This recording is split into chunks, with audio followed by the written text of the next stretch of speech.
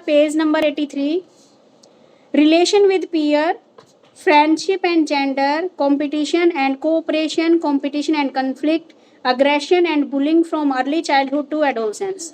साथियों के साथ संबंध, आपकी मित्रता और लिंग प्रतिस्पर्धा और सहयोग, प्रतिस्पर्धा और दबंधव, पूर्व बाल्यावस्था से किशोरावस्था तक। ठीक है, आक्रामकता और दबंगता, बुलिंग, ये क्या होते हैं, इनके बारे में हम पढ़ेंगे। अब है यहाँ पर मैत्री संबंधों पर लिंग प्रभाव की व्याख्या कीजिए। Factor affecting of gender on friendship, कि जेंडर का हमारी फ्रेंडशिप के ऊपर क्या इफेक्ट पड़ता है, उसके बारे में हमें यहाँ पर बताना है। ठीक है, तो चाहे आपकी चाइल्डहुड एज हो या फिर आपकी चाइल्डहुड और मैच्योरिटी के बीच बालकों के मित्रों की संख्या और मित्रों की दृढ़ता में बड़े बड़े चेंजेस आते रहते हैं। प्रारंभ में बच्चा अपने ही भाई बहन को अपने खेलों में मित्र बनाता है, परंतु 5-6 वर्ष की आयु में पड़ोसी बालक भी उसके दोस्ती हो जाती है। 7-8 वर्ष की में उसके अनेक फ्रेंड हो जाते हैं। ये मित्र स्कूल में पढ़ने वाले और पड़ोस में रहने वाले बालक ही होते हैं, परंतु इस आयु वर्ग में घनिष्ठ मित्रता के लक्षण दिखाई नहीं देते। लेट चाइल्डहुड में बालकों के मित्र मंडली उचित प्रकार से ऑर्गेनाइज्ड हो जाती है। बालक उसी में अपना अधिकतम समय व्यतीत करते हैं और इस अवधि में वे जीवन का वास्तविक आनंद हासिल करते हैं। इस अवस्था में बालकों के मित्र केवल समान जेंडर के बालक ही होते हैं। लड़के लड़कों से ही मित्रता करते हैं, लड़कियां लड़कियों से ही, बल्कि लड़कों और लड़कियों में परस्पर विरोध भी चलता रहता है। अब देखो भाई, आपका जो चाइल्डहुड होती है और जो मैच्योरिटी के बीच के जो बच्चे होते हैं, उनमें क्या है, उनकी फ्रेंडशिप को लेकर चेंजेस होते रहते हैं। प्रारंभ में बच्चे के फ्रेंड कौन होते हैं, उसी के भाई बहन होते हैं। जब वह 5-6 साल का होता है तो पड़ोस के बच्चे भी उसके फ्रेंड बन जाते हैं। फिर वह 7-8 साल का होता है तो पड़ोस के साथ साथ स्कूल वाले बच्चे भी उसके फ्रेंड हो गए। तो इस प्रकार वहाँ पर उनकी गहरी दोस्ती दिखाई देती है। लेकिन जो लेटर चाइल्डहुड होती है उसमें 5-6 साल तक तो या 7-8 साल तक तो बच्चे लड़के लड़कियां दोनों एक साथ खेलते हैं। लेकिन जब वो आ जाते हैं 11, 12, 13 इस साल की, यानी कि चाइल्डहुड के लास्ट में, एडोलसेंस से पहले वाले साल में, तो वहाँ पर लड़कों की दोस्ती लड़कों से होती है और लड़कियों की दोस्ती लड़कियों से होती है। और आपस में उनका क्या हो जाता है, परस्पर विरोध भी चलता रहता है। आप क्लास में देखते हो, लड़कियां अक्सर लड़कों की शिकायतें करती हैं, लड़के अक्सर लड़कियों की शिकायतें करते हैं। ठीक है, तो ये भी एक एज होती है। तो ये थी आपकी लेटर चाइल्डहुड में, जिसमें बच्चे बड़ी शिकायत करते हैं एक दूसरे के बारे में। जब आती है एडोलसेंस, तो उस टाइम पे बच्चों के अंदर एडोलसेंस जो एज आ गई है बच्चे के अंदर, 13 साल की उम्र आ गई है, 13-14, अब किशोरावस्था में आ गया, तो वहाँ पर बच्चे की जो फ्रेंडशिप होती है वो ज़्यादा डेवलप होती है। यहाँ पर वह बिना जाति धर्म भेदभाव के एक दूसरे की सहायता करने के लिए तैयार रहते हैं। और इनके मित्र भी कई टाइप के होते हैं। एक होते हैं बिल्कुल क्लोज फ्रेंड, ठीक है, इसमें क्या है 3-4 व्यक्ति ही होते हैं। और जो सामान्य जर्नल जो इनके फ्रेंड होते हैं वे गैंग भी होती है इनकी। इन गिरोह में समान रुचि रखने वाले लोग शामिल होते हैं। ये बात बिल्कुल सही है, आपके फ्रेंड वही मिलेंगे जिसमें आपके जैसे गुण मिलेंगे। ठीक है, तो जिस चीज़ में आपकी इंटरेस्ट है वैसे ही आपके फ्रेंड मिलेंगे। तो एडोलसेंस बालक यहाँ पर जो अपोजिट सेक्स है उसके साथ भी यहाँ पर फ्रेंडशिप स्थापित करने के लिए बहुत ही उत्सुक होते हैं। इसको अपोजिट सेक्स के सदस्यों के सम्मुख बालक प्राय सही आचरण का प्रदर्शन करके अपनी सामाजिक मैच्योरिटी के पक्ष में प्रमाण प्रस्तुत कर रहा है। आपने देखा लेटर चाइल्डहुड में तो लड़के लड़कियों के दुश्मन हो रखे थे। ठीक है, आप भी देखते हो जो 6-7 के बच्चे होते हैं वो क्या करेंगे, मैडम जी इस लड़की ने वो कर दिया, फिर लड़कियां उनकी शिकायत लगाएंगी, वो लेटर चाइल्डहुड होता है। अब बच्चे आ गए हैं आपके 9th-10th में आ गए बच्चे, एडोलसेंस एज में आ गए, तो यहाँ पर उनकी फ्रेंडशिप भी अच्छी होती है। और यहाँ पर जो अपोजिट सेक्स है उसकी तरफ भी बच्चे अट्रैक्ट होते हैं, उनसे भी फ्रेंडशिप करने की कोशिश करते हैं और अपने आप को सही कभी स्टाइल में कभी कैसे प्रस्तुत करते हैं। तो जो हमारी फ्रेंडशिप है वह कई कंपोनेंट पर आधारित होती है। छोटे बालकों और जो एडोलसेंस है उसकी मित्रता के अवसर भिन्न भिन्न होते हैं। जो छोटे बच्चे हैं उनकी मित्रता का अलग मीनिंग है और जो बड़े बच्चे हैं यहाँ पर उनकी मित्रता के अलग अलग बताए गए हैं। तो फ्रेंडशिप की स्थापना और उसके विकसित होना निम्नलिखित बातों पर निर्भर करता है। अब देखो भाई फ्रेंड कैसे बनेंगे हमारे, और फ्रेंडशिप किस किस के ऊपर बेस्ड है हमारी। सबसे पहले तो स्वभाव, हमारा जैसा स्वभाव होगा हमारा फ्रेंड भी हमारे जैसे स्वभाव का ही मिलेगा, यानी कि जिसमें हमारे विचार मिलते होंगे वही हमारा फ्रेंड बनेगा। दूसरा सामाजिकता, ठीक है, सोशलाइजेशन। थर्ड बात बताई है इन्होंने सहानुभूति की क्षमता, अंतर्मुखी या बहिर्मुखी, उसके बाद है रुचियों की समानता, सामाजिक आर्थिक स्थितियों की समानता, पड़ोस तथा मोहल्ले का होना, एडजस्टमेंट की क्षमता, नेतृत्व की भावना, नैतिक तथा ईमानदारी और सच्चाई का होना, इंसेंटिव, यौन की समानता, एक ही समुदाय या स्कूल के सदस्य होना, बुद्धि की समानता, शारीरिक बनावट। ठीक है भाई, क्या है उसका विकसित होना निम्न बातों पर निर्भर करता है। किस किस बात पर निर्भर करता है? कैसा बच्चे का स्वभाव है, कैसे बच्चे का की सामाजिकता है, उसके बाद कैसी सहानुभूति रख रहा है अपने फ्रेंड के प्रति, ठीक है, उसका इंट्रोवर्ट बिहेवियर है या एक्सट्रोवर्ट बिहेवियर है। ठीक है, इंटरनेट कैसे खत्म हो गया? चल रही है ना क्लास? Yes ma'am. पता नहीं, मेरे पास मैसेज आया नो इंटरनेट, और वाईफाई तो सही चल रहा है। देखो उसके बाद क्या है, हमारे इंटरेस्ट भी सेम मिलेंगे। ठीक है, जैसी जैसी हमारी चीज़ अच्छी लगती है वैसी वैसे हमारे फ्रेंड को चीज़ें अच्छी लगती है। उसके बाद जो हमारी आर्थिक जो स्थिति है उसमें भी समानता मिलेगी। ऐसा नहीं है कि एक बहुत ही रिच फ्रेंड है और एक बिल्कुल गरीब रोड पे है, नहीं, हमारे क्या है ऑलमोस्ट फ्रेंड का जो बैकग्राउंड लेवल है वो सेम सेम मिलेगा। ठीक है, आगे है पड़ोस या मोहल्ले का भी हो सकता है बच्चा हमारा, एडजस्टमेंट की भी क्षमता होती है, आगे लीडरशिप की भावना भी बढ़ती है, नैतिकता, ईमानदारी और सच्चाई का होना भी जरूरी है। आप जब दूसरे बंदे के प्रति ईमानदारी रखोगे, सच्चाई रखोगे, तभी दूसरा बंदा आपके प्रति भी ईमानदारी और सच्चाई रखेगा। इंसेंटिव भी होते हैं भाई, फ्रेंड्स के ऊपर आपको भी खर्चा करना पड़ता है, फ्रेंड्स आपको भी पार्टी देते हैं, आप भी उनको देते हो। आगे यौन की समानता, ठीक है, यहाँ पर क्या है जो आपका जेंडर बताया है वह भी एक समान बताया है ऑलमोस्ट। रुक जा बेटा, अभी नहीं। ठीक है, इंसेंटिव भी होते हैं, जेंडर की समानता। अब देखो सिर्फ एडोलसेंस वाली ऐसी एज होती है जिसमें क्या वो अपोजिट सेक्स के प्रति होते हैं, नहीं तो क्या है आप देखोगे बाकी हर एक एज में लड़कियों की फ्रेंड लड़कियां ही ज़्यादा मिलेंगी और लड़कों की फ्रेंड लड़के ही ज़्यादा मिलेंगे। सिर्फ एडोलसेंस में ऐसा है कि लड़के लड़कियों के फ्रेंड मिलेंगे, नहीं तो ऑलमोस्ट क्या है आप देख लो, आप अपने घर में अपने भाइयों को देख लो, उनके ऑलमोस्ट फ्रेंड उनके फ्रेंड लड़के ही मिलेंगे। एक आधी को एक आध का लड़की मिल सकती है, नहीं तो सारे फ्रेंड लड़के ही मिलेंगे। अब आप है, आपकी एज में ऑलमोस्ट लड़कियां ही आपकी फ्रेंड मिलेंगी। ठीक है, क्योंकि अब कोई फ्रेंड होगा तो लड़का एक आधा ही होगा। उसके बाद है आपकी एक ही समुदाय या स्कूल के सदस्य, फ्रेंड आप क्या है, या तो एक स्कूल में पढ़ रहे हो आप या एक कॉलेज में पढ़ रहे हो। उसके बाद आपका आईक्यू लेवल भी एक जैसा मिलेगा। अब आप ये देख लेना, जो बिल्कुल इंटेलिजेंट बच्चा ना उसके फ्रेंड इंटेलिजेंट बच्चे ही मिलेंगे, ये नहीं कि जो बच्चा फेल हो रहा है क्लास में वो उसका फ्रेंड मिलेगा, जी नहीं। अब क्या है उसकी शारीरिक बनावट, समझ में आ गया यहाँ तक? Yes ma'am. आगे देखो भाई, उसके बाद इन्होंने बताया था इस प्रकार बाल्यकाल से यानी कि चाइल्डहुड से जैसे जैसे बच्चा एडोलसेंस में और फिर ओल्ड एज की तरफ जाता है तो उस पर परिवार के व्यवहार के व्यक्तियों का प्रभाव धीरे धीरे बढ़ता जाता है। टीचर जो उसके कंसल्टेंट है, स्काउट मास्टर है इत्यादि एक बढ़ती हुई भूमिका निभाते हैं। और अब बालक पर उसके सहपाठियों और खेल के साथियों का भी बहुत प्रभाव पड़ता है। अधिकतर साथी उसे बताते हैं कि क्या अच्छा है, क्या बुरा है, क्या कार्य करने में उन्हें आनंद आता है। ठीक है, तो ये था आपका क्वेश्चन कि आपकी जो फ्रेंडशिप है वह किस प्रकार प्रभावित होती है जेंडर से। ठीक है, मैत्री संबंधों पर लिंग प्रभाव की व्याख्या कीजिए। अगला क्वेश्चन है आपका कंपटीशन। कंपटीशन से आप क्या समझते हो और कोऑपरेशन से आप क्या समझते हो? अगर हम सीधी भाषा में देखा जाए इसको ना पढ़ के तो बताते कंपटीशन क्या होता है, जब हम एक दूसरे को जीतने और हारने की जो कोशिश चलती है हमारे बीच में कि मुझे उसको हराना है, उसने मुझे हराना है, तो वो होता है कंपटीशन। और कोऑपरेशन क्या होता है? सहयोग करना। सहयोग का मतलब भाई अगर एक तो देखो कंपटीशन में आप एग्जांपल ले सकते हो, भाई मुझे क्लास में फर्स्ट आना, मुझे किसी को आगे नहीं जाने देना। ठीक है, कुछ बच्चे ऐसे होते हैं। कुछ बच्चे होते हैं कोऑपरेटिव मतलब कुछ बच्चे ये बोलते हैं कि कोई बात नहीं भाई मैं पास हो रहा हूँ, दूसरा बंदा भी पास हो जाएगा, तो वो होता है सहयोग। जब हम किसी की मदद करते हैं तो वो क्या कहलाता है? आपका कोऑपरेशन कहलाता है।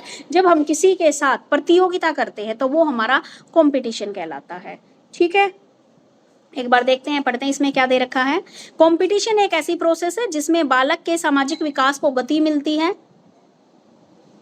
ठीक है, गति मिलती है और इस प्रोसेस में सेल्फ असर्टेन की भावना होती है और इस प्रक्रिया में निम्नलिखित प्रकार की भावनाएं पैदा होती है। अब देखो भाई, कंपटीशन में क्या क्या भावनाएं आपके मन में पैदा होती हैं। सबसे पहले तो माता पिता के स्नेह प्राप्ति के लिए अन्य भाई बहनों से ईर्ष्या के रूप में कंपटीशन, ये बात भी सही है भाई। अपने मम्मी पापा का प्यार पाने के लिए भी बहन भाइयों में होड़ लगी रहती है कि मुझसे प्यार नहीं करते, उसको प्यार करते हो, ये भी कंपटीशन की भावना लगा के रखते हैं बच्चे।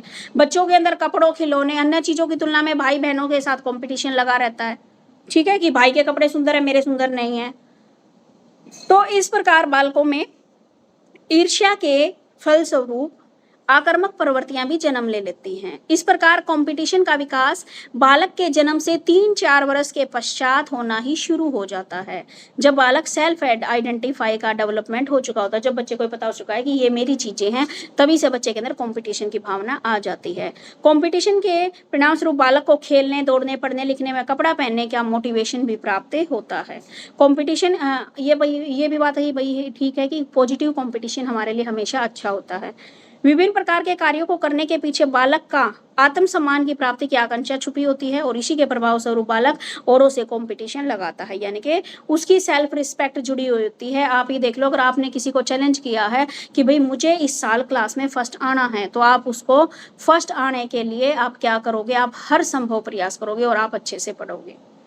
उसके बाद है, कुछ स्टडी में ये भी पता किया गया कि कंपटीशन में बार बार मिलने वाली असफलता बालक को सामाजिक विकास को प्रोत्साहित कर सकती है, जिससे इन बालकों में असामान्य व्यवहार की संभावना बढ़ सकती है। हाँ, लेकिन ये हो सकता है कि अगर हर बार आप कंपटीशन में हार रहे हो तो आप डिप्रेशन में जा सकते हो। ठीक है, तो कंपटीशन में प्रत्येक व्यक्ति की सफलता की अधिकतम प्रयास करता है। अगर कंपटीशन लगाता है तो बच्चा सफल होने के 100% प्रयास करता है। डिजायरेबल बच्चे के उद्देश्य होते हैं। जब व्यक्ति प्रतिस्पर्धा करते हैं तो वह व्यक्तिगत रूप से कॉमन उद्देश्य प्राप्त करने का प्रयास कर रहे हैं, लेकिन सभी उसे प्राप्त नहीं कर सकते। तो ये था आपका कंपटीशन। उसके बाद बात आती है कोऑपरेशन की। कोऑपरेशन का मतलब होता है कोऑपरेशन का मतलब होता है बेटा सहयोग करना। ठीक है, तो cooperation is a working together to accomplish share goal. जब हम क्या है एक गोल के लिए काम कर रहे हैं तो वह हमारा क्या कहलाता है, कोऑपरेशन कहलाता है। तो कोऑपरेशन क्रियाओं में व्यक्ति ऐसे प्रोडक्ट की अपेक्षा करता है जिसे वह स्वयं भी करता है और ग्रुप के अन्य व्यक्तियों को भी उससे लाभ पहुंचता है। तो ये सहयोग की बात, यानी कि आप ऐसा काम कर रहे हो जिससे आपको तो फायदा हो रहा है, साथ में दूसरों को भी फायदा हो रहा है, तो ये कोऑपरेशन वाली बात कहलाती है। तो पारस्परिक रूप से दोनों ओर से जब व्यक्ति एक दूसरे को किसी कार्य को संपन्न करने या किसी उद्देश्य को प्राप्त करने में सहायता करता है तो उसे सहयोग करते हैं। ठीक है, यहाँ पर फेयर चाइल्ड के अकॉर्डिंग कोऑपरेशन एक ऐसी प्रोसेस है जिसके द्वारा व्यक्ति अपने उद्देश्यों को प्राप्त करने के लिए कम या अधिक संगठित रूप से संयुक्त होकर, यानी कि एक साथ इकट्ठा होकर काम करते हैं। तो समझ में आ गया कंपटीशन क्या होता है और कोऑपरेशन क्या होता है। Yes ma'am. सानिया आ गया बेटे। रितु, आज आप फर्स्ट टाइम आए हो मेरी क्लास में। पहले भी मैं ज्वाइन करी थी, बट मैं बीमार चल रही थी, इसलिए मैं क्लास लेना छोड़ दी थी। अच्छा, तो चलो कोई बात नहीं बेटा, हो सकता है इस वीक आपको समझ में ना आए, क्योंकि एक आज नहीं तो कल इस बुक का सिलेबस खत्म हो जाएगा, लेकिन नेक्स्ट वीक से आप डेली आना, क्योंकि नई बुक स्टार्ट करवाऊंगी मैं। Okay ma'am. क्योंकि आज का तो देखो मैं गारंटी नहीं ले सकती कि आपको सारा समझ में आ जाएगा, क्योंकि बीच में से आप ज्वाइन किए हो और आपकी मैं नहीं ले रही थी, मैं एक्चुअली 2-3 मंथ मैंने नहीं ली हूँ, फर्स्ट मंथ ही ली थी बस। मैं बीमार चल रही थी, इसकी वजह से मैंने ड्रॉप कर दिया था। अभी कोई बात नहीं, मैंने बीच में जितनी भी करवाई है ना, जो आपका पेपर करवाया है, इस पेपर की भी पूरी वीडियो बना रखी है, इससे पहले वाली भी पूरी बुक की वीडियो बना रखी है, सारी क्लासेस की रिकॉर्डिंग डाल रखी है। मैम कहाँ ये रिकॉर्डिंग कैसे मिलेगा? बेटा ये तो मेरे YouTube चैनल पे है। मैम वो लिंक मुझे आप शेयर कर देते तो मैं आप चलिए बेटे, समझ में आ गया तो कंपटीशन एंड कोऑपरेशन। अब नेक्स्ट क्वेश्चन है हमारा कन्फ्लिक्ट। कन्फ्लिक्ट से आप क्या समझते हो और इसके क्या कारण हैं। कन्फ्लिक्ट होता है जब आपका लड़ाई झगड़ा होता है। तो सबसे पहले आप बोलोगे, इसको शुद्ध मीनिंग होता है कन्फ्लिक्ट क्या होता है। थैंक यू बेटे, उधर हो जाओ। कन्फ्लिक्ट क्या होता है और इसके क्या कारण है। भाई लड़ाई झगड़ा क्या होता है और इसके क्या कारण है कि हमारे अंदर कन्फ्लिक्ट पैदा होता है। खाली लड़ाई झगड़ा नहीं होता, हमारे अंदर भी क्या है, कन्फ्लिक्ट हो सकता है। ठीक है, तो दो लोगों के बीच में ही कन्फ्लिक्ट होना जरूरी नहीं है, कई बार हमारे मन में भी इतने विचार आते रहते हैं कि कन्फ्लिक्ट पैदा हो जाता है। तो देखिए सबसे पहले कन्फ्लिक्ट क्या होता है? कन्फ्लिक्ट होता है टेंशन। जब हमारे दिमाग में टेंशन होती है, जब दो या दो से अधिक विचार आपस में मिलते हैं और उनमें क्या है, एक कंसिस्टेंसी नहीं बैठती है, अंतर आता है, तो वहां पर टेंशन शुरू होती है और कन्फ्लिक्ट शुरू हो जाता है।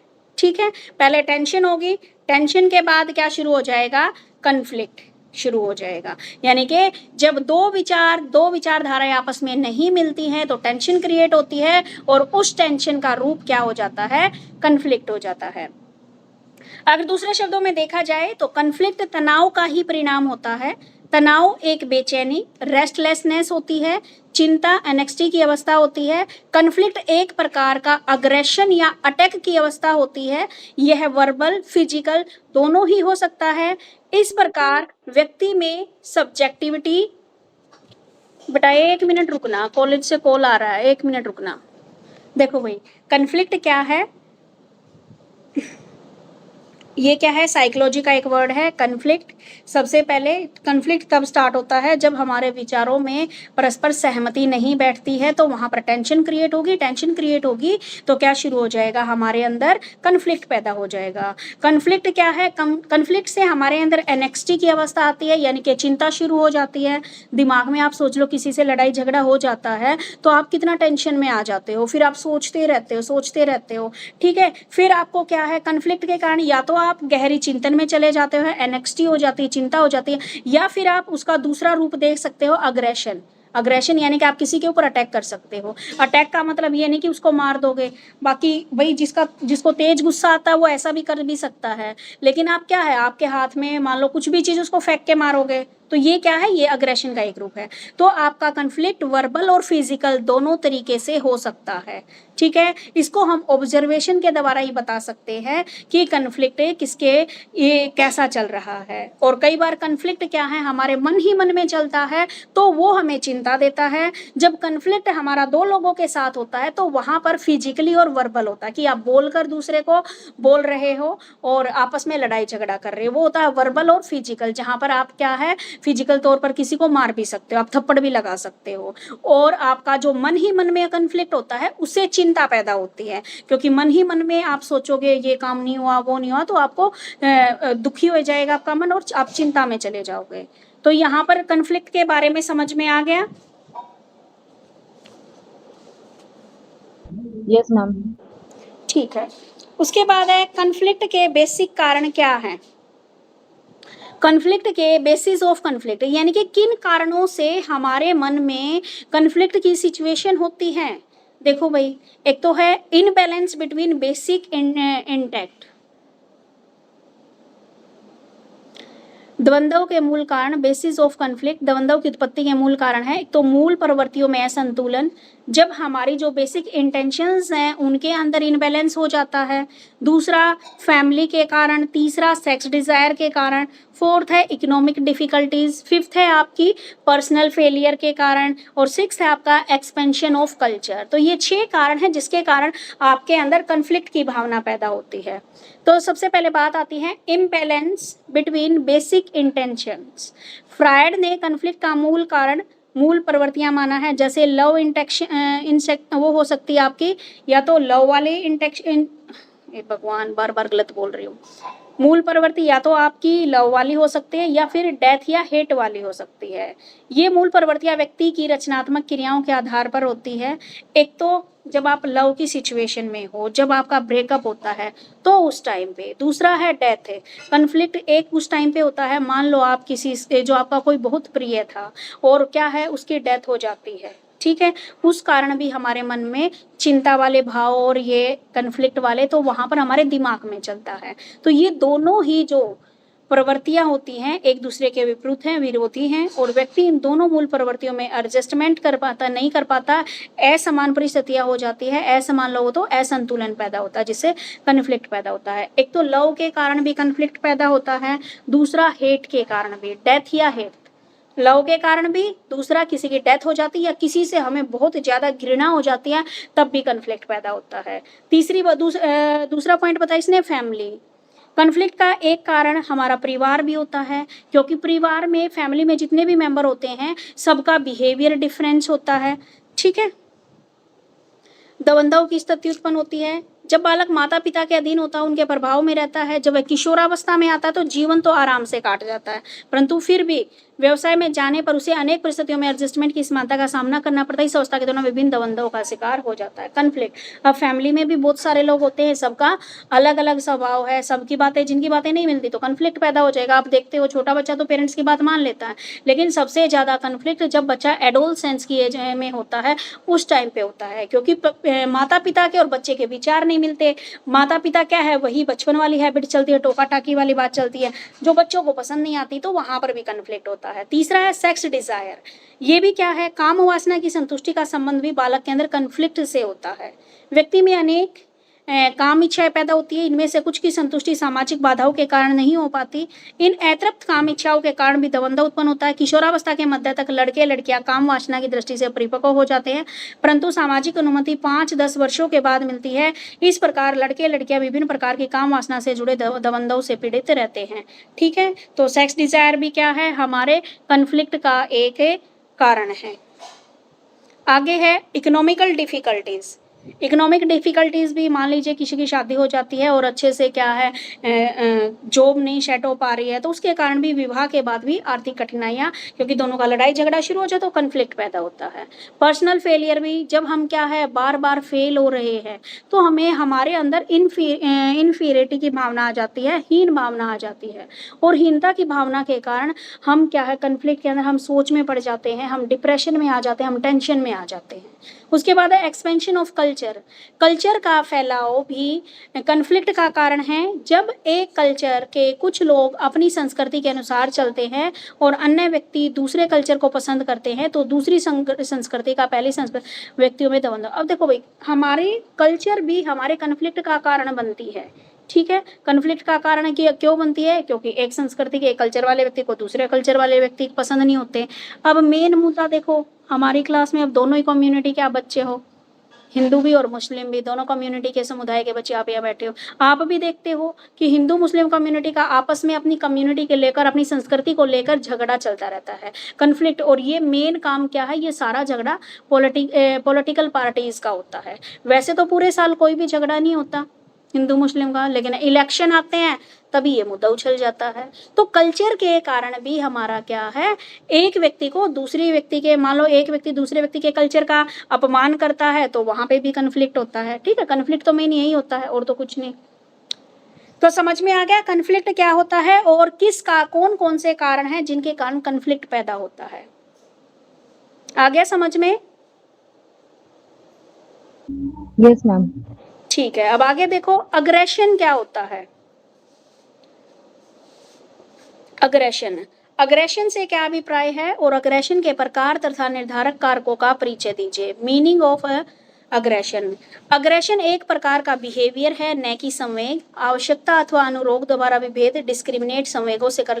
अग्रेशन क्या होता है भाई, जब कन्फ्लिक्ट होता ना तो उसके अंदर एक भाव निकल के आता है जिसको अग्रेशन बोला जाता है, और ये अग्रेशन हमारे इमोशंस के ऊपर आधार पर होता है। और अग्रेशन का मेन मोटिव कौन होता है, क्रोध होता है, ठीक है। यानी कि इसका मेन मोटिवेटर कौन होता है, क्रोध होता है, जो हमें कष्ट देता है और दर्द देने की इच्छा अग्रेशन के अंदर होती है, ठीक है। ये क्या होती है, हमारी एक नेगेटिव एटीट्यूड होता है जो कभी कभी होने से सुविधा प्रदान करती है, और यानी कि ये हमारी एक नेगेटिव एटीट्यूड होता है। बाहरी व्यवहार होने के कारण इसके कई रूप हो सकते हैं। शारीरिक भी हो सकता है, दूसरों पर गुस्सों से हमला करना, हथियार से चोट पहुंचाना। मौखिक भी हो सकता है, गाली देना, चेतावनी देना इत्यादि, ठीक है। इसी प्रकार यह डायरेक्ट और इनडायरेक्ट दोनों हो सकता है। किसी से प्रेम करने पर सीधा हमला कर देना या उसे अन्य प्रकार से हानि पहुंचाना, यह एक एक्टिव भी हो सकता है और पैसिव भी हो सकता है, ठीक है। तो किसी को सीधे हानि पहुंचाना है, सीधे हमला किए बिना हानि पहुंचाना, दोनों में। अब देखा जाए तो आक्रामक एक प्रकार का बिहेवियर है जो किसी दूसरे जीवित प्राणी को हानि पहुंचाने के उद्देश्य से किया जाता है। बिल्कुल सही बात बोली है। अग्रेशन क्या है, एक ऐसी प्रोसेस है जो हम दूसरे बंदे को हानि पहुंचाने के लिए करते हैं, ठीक है। तो अग्रेशन क्या है हमारा? अग्रेशन वो बिहेवियर है जिसमें हमारे इमोशंस पैदा होते हैं और इसमें मेन क्या होता है? मेन मोटिव क्रोध करना होता है। ये हमारा वर्बल और फिजिकल दोनों हो सकता है। वर्बल में आप मुंह से लड़ाई कर रहे हो, किसी को गाली गलौच दे रहे हो, तो ये वर्बल में आ गया। फिजिकल का मतलब आ गया जब आप दूसरे व्यक्ति को मार रहे हो, पीट रहे हो, किसी भी हथियार से उसके ऊपर वार कर रहे हो, तो वो आपका फिजिकल में आ गया। ठीक है, तो अग्रेशन एक प्रकार का ऐसा बिहेवियर है जो हम दूसरे प्राणी को चोट पहुंचाने के उद्देश्य से करते हैं। ठीक है, और ये जानबूझकर किया जाता है। आगे समझ में अग्रेशन का मीनिंग हो गया क्लियर? Yes ma'am. अब देखिए, अग्रेशन की विशेषताएं, आक्रामक व्यवहार को निम्नलिखित प्रमुख विशेषताएं हैं। अग्रेशन दूसरों को क्या पहुंचाता है? हानि पहुंचाने का है। यह बाहरी व्यवहार होता है, नेगेटिव एटीट्यूड होता है। ठीक है, सभी के व्यवहार में आक्रामकता का कुछ न कुछ अंश अवश्य पाया जाता है। आगे है टाइप ऑफ अग्रेशन। आज तो मुझे लग नहीं रहा बेटा खत्म हो पाएगा ये। कल लूंगी क्लास आरती और सानिया। ठीक है बेटे? Okay ma'am. मैम टाइमिंग यही रहेगी? हाँ, टाइमिंग सुबह ही लूंगी बेटा, क्योंकि कल अभी सर का कॉल ना मेरी उसके ड्यूटी के रिगार्डिंग ही आया था, तो आज तो मैंने कॉलेज वाले भी क्या बोल लेंगे।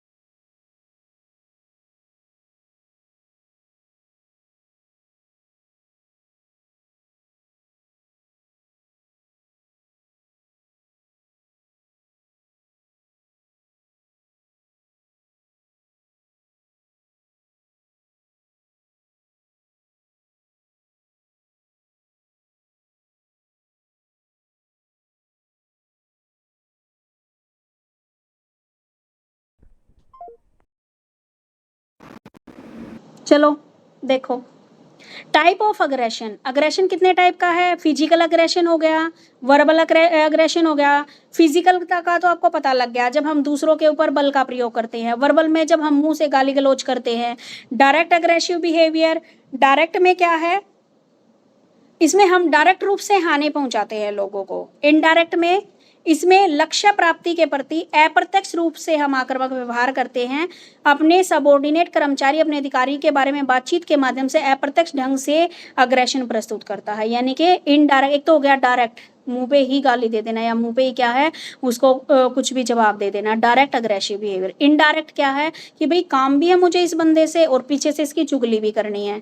ठीक है, तो वो इनडायरेक्ट अग्रेशन में आता है कि हम दूसरों के प्रति जब अपने भाव को निकालते हैं, उसको या तो बदनाम करके, तो वो इनडायरेक्ट में आ गया।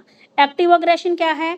इस प्रकार के अग्रेशन के अंतर्गत व्यक्ति एक्टिव होकर टारगेट को हानि पहुंचाने की कोशिश करता है तथा लक्षित व्यक्ति बचने की कोशिश करता है। और पैसिव अग्रेशन में क्या है? इसके अंतर्गत व्यक्ति निष्क्रिय रहकर टारगेट की सामान्य कार्यप्रणाली में रुकावटें डालता है, हानि पहुंचाने का प्रयास करता है। मुख्य अधिकारी अपने कर्मचारी की प्रमोशन में जानबूझकर कोई रुकावट पैदा करता है, तो ये क्या है? पैसिव अग्रेसिव बिहेवियर होता है। ठीक है, तो टाइप ऑफ अग्रेशन समझ में आ गए। Physical aggression, verbal aggression, direct, indirect, active और पैसिव। ठीक है, अंडरस्टैंड दोनों को? Yes ma'am. अब देखो भाई, डिटर्मिनेंट ऑफ अग्रेशन। डिटर्मिनेंट कौन कौन से फैक्टर हैं जिसके कारण अग्रेशन होता है? एक तो पर्सनल फैक्टर आते हैं, दूसरा हमारा एज का फैक्टर, तीसरा है सेक्स का फैक्टर, चौथा है पर्सनैलिटी, फिफ्थ है हमारा हेरिडिटी एंड अग्रेशन। अच्छा, ये एक ही के पार्ट थे, सॉरी, इसने बोला है भाई एक के ही पार्ट दे रखे हैं। ये एक पर्सनल फैक्टर होते हैं, एक सिचुएशनल फैक्टर होते हैं। मेन दो फैक्टर होते हैं, पर्सनल और सिचुएशनल।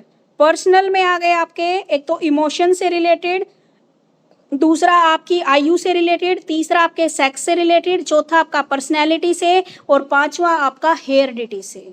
अब सिचुएशनल फैक्टर में क्या हो गई आपका? Frustrations, impact of drug, communication media, weapon, modelling, attack and temperature and noise, ये हो गए। तो इमोशनल पर्सनल फैक्टर में आप देखो, इमोशन में हमारे अंदर बहुत सारे इमोशन आते हैं जिसके कारण हमें गुस्सा आता है, जिसके कारण अग्रेशन पैदा होता है। एक तो आता है एंगर, क्रोध के कारण अग्रेशन होता है। स्ट्रॉन्ग फ्रस्ट्रेशन हो जाती है हमें, ठीक है। Aggressive clue, sexual harassment, journal, और उसके बाद अदर फैक्टर ऑफ एरोजल के अलग अलग फैक्टर। तो सबसे पहले देखो क्रोध। क्रोध किन किन कारण से होता है? या तो हमें फ्रस्ट्रेशन हो जाती है तब जब वातावरण में उपस्थित आक्रामक संकेत व्यक्ति को आक्रामक क्रोध को अधिक भड़का देते हैं। एक तो जब हमें क्रोध आता है, फ्रस्ट्रेशन के कारण क्रोध आता है, कोई काम नहीं बनता। दूसरा, कोई सामने से कोई व्यक्ति हमें बार बार उकसाने की कोशिश करता है, तब भी। सेक्सुअल भी होता है हमारा, ये कैसे होता है भाई? आक्रामकता में कमी लाता है और उच्च स्तरीय यौन दुराक्रामकता में वृद्धि करता है। इसके कारण भी, सेक्सुअल के कारण भी गुस्सा आ रहा है भाई। जर्नल भी है कुछ, जर्नल में क्या है, जैसे अधिक शोर, ज़्यादातर दवाइयाँ खा लेना, उत्तेजित संगीत सुनना, तो उसके कारण भी क्रोध आता है, ठीक है। आप कई बार देखते हो देशभक्ति के गाने सुनते हो तो हमारे अंदर ऐसा हो जाता है भाई आज हम ही बॉर्डर पे चले जाएं, है ना, ये फीलिंग आती है ना भाई। तो मुझे तो आती है अगर मैं देशभक्ति के गाने सुनती हूँ, जैसे सारा जोश मेरे अंदर ही आ गया। तो ऐसे ही क्या है, हमें गुस्से वाले भी चीजें जो देखते हैं तो उसके कारण गुस्सा भी आता है। एज के कारण भी इफेक्ट पड़ता है। छोटी आयु में ये स्तर अधिक होता है, परंतु आयु बढ़ने के साथ साथ इसमें कमी आ जाती है, ठीक है। छोटी आयु में बच्चों को ज्यादा गुस्सा होता है, जैसे जैसे वो बूढ़े हो जाते हैं तो वो शांत स्वभाव के होना शुरू हो जाते हैं। सेक्स में क्या बताया गया भाई, स्त्री की अपेक्षा पुरुष अधिक आक्रामक होते हैं, ये बात तो बिल्कुल सही है। उनको बार बार उकसाहट होती है, यानी कि स्त्रियों की बजाय जो जेंट्स होते हैं वो उनके अंदर एंगर ज़्यादा होता है। पर्सनैलिटी में उनके क्या है, कुछ व्यक्ति अधिक आक्रामक होते हैं और कुछ कम होते हैं। जिनको need of social approach and आक्रामकता में महत्वपूर्ण संबंध पाया जाता है, जिसमें सामाजिक स्वीकृति की आवश्यकता अधिक होती है, उसमें आक्रामकता कम होती है क्योंकि वह अपने अपमान का भय रहता है। तो पर्सनैलिटी में क्या है, गुस्सा कब आता है? जब हमारी सेल्फ रिस्पेक्ट को धक्का लगता है तो हमें गुस्सा आता है। हेरिडिटी, भाई हेरिडिटी के कारण भी कईयों को क्या है, जन्म से ही गुस्सा, जिसके मम्मी पापा इतने ज़्यादा सख्त हो तो उनके बच्चों में भी वो गुण आते ही हैं, ठीक है। वाई क्रोमोसोम्स होता है, वह व्यक्ति औसत व्यक्ति की अपेक्षा अधिक आक्रामक होता है। और हम ये भी कह सकते हैं कि आक्रामकता बाहरी न होकर, यानी कि क्रोध बाहर से नहीं बल्कि हमारे अंदर से ही आता है। अब देखो भाई, मेरी बैटरी रह गई है 6%, अगर बीच में हमारी क्लास डिलीट हो जाए तो ये मत सोचना, क्योंकि मेरी बैटरी 5 के बाद डिलीट हो सकती है, ठीक है। आगे देखो, सिचुएशनल फैक्टर। सिचुएशनल फैक्टर में क्या है आपका, फ्रस्ट्रेशन, ड्रग्स वगैरह लेना। तीसरा कम्युनिकेशन मीडिया। चौथा है आपका वेपन। पांचवा है आपका मॉडलिंग। छठा है आपका अटैक और सातवां है आपका टेम्परेचर एंड नॉइस। सबसे पहले तो आती है फ्रस्ट्रेशन। किसी न किसी रूप से फ्रस्ट्रेशन